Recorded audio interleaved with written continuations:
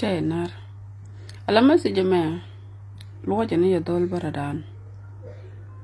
Ala jin ci ban bi na bar wach. Iya nuari. Siara na ki siya chure de siya kwing nial. Jin loy du si jiya kalong. Jin point jin dol bara me jin kino ko dor kun mora ta me cha ko gwet ka dor. Jin point si dor kun mor. Chure ran cha binak cha bla nial gwa mo jin kujiter. You think lo tere easy. Kama kana chure da kana kula kwing nial gwa mo bloy du ba kula wajia. Di kula nganyu ko bidu. Kadi ya kula ngaji di nuari. Ela kan dor lok. Kon gujine gwa mo kon dene la na me bitet ko loy du. Jin dol barakina dor kun mor gwa mo. Lo ini jog bo pel kut gur. Yo kula ban ngajo ter. E pagedi.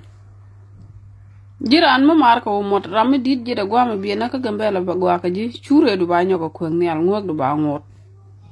Ba ta ko kien ba ka ngok point du ba ka la nial. A cha loj bar mo dong ba loj jiok. Jindi na ba roj gwa me di ngay nu roj ni chia mor jin kene nga ji roj ka nuari. Nuari ka jitaru gwa me. You think ba la na mitet ka loj du. Umot cha nak chure de cha kweng nial bar mo dong ba nak chure de ba kweng nial jin point du shiro do lat nuer ba je gor gwa ma ba je lat ka sejin so mo dong de ku nyog lari yen chi mana ko ala dol baradan especially yen de konti la politician ka gambele ke yen ju ku me gambele in general ala roje dan chuare goro bi ignore Dol dan goro ja biya kwing kasijin ko bar mi ca $1 ca pada pin bang yang we pat pin ni ko bran ba duor ba la da kan ko kon ji mala anta mala tol me mi ci bano kon participate tin along ko e ci mal ban goro biya rodun ti da gwa tam dit ji da gwa ma ba ji da ba yet ka sakina bar ci kai Ramu official ne diej gwa me ba nek ba chul nu umot. Jen kuru me dung mun. Kuru umot kana na ban.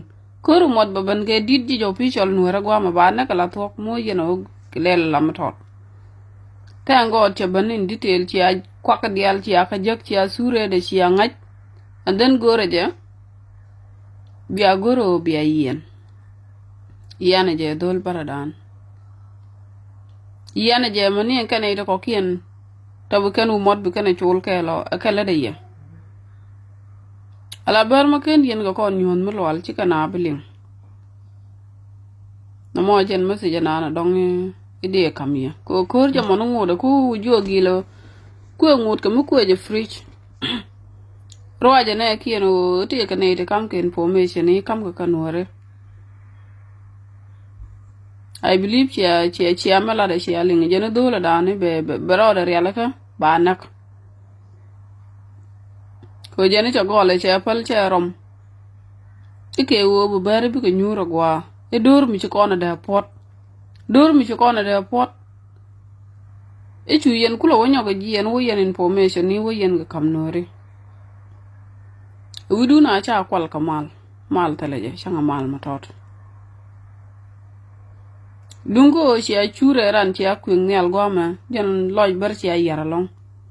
I don't know mi de kon kule la mi te ko loj dien mi si jan dore si chang. So le kan ka guje wonyin ki ente le kan ka let. Iga ti na de kaitin ba sure ran ba la tel mi cha let ka ke bar.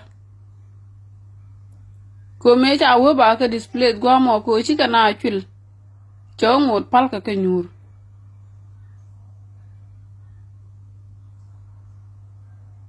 Chuar wudun chuar je yot pinya. Umot ba chul gwama ka nuer mi dit jede gwama ba wewe let gwama ka zero wules kabele. Ba jida ba yes ka sakin. Koru mot baban, koru mot kueng je wudun. Mishan ki a point chi a jak bo garadani chi a yen.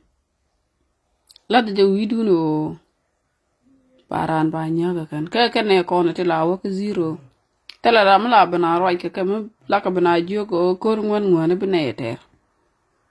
Din karwadu bala lo gwenye jikos. Dia oje yen official gambal chi a chuta ka experience anta. Wala ramadi na ka bala ka ni cha chul. Nên nhiều mà nó dính bố mũ cái này chứ rò được thịt. Bùa.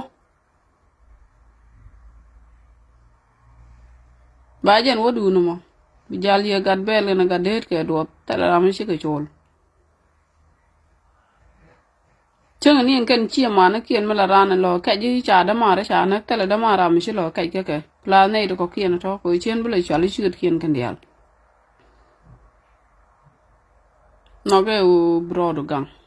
Biar thay mal.